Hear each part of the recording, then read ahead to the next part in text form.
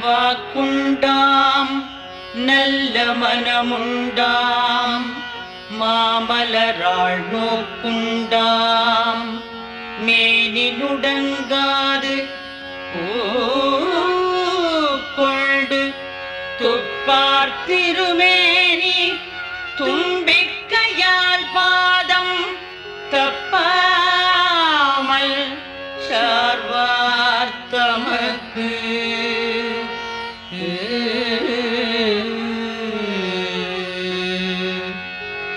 பாலும் தெளிதேனும் பாகும் பருப்பும் இவை நாளும் கலந்து உனக்கு நான் தருவேன் கோலம் செய் துங்கக் கரிமுகத்து தூமணியே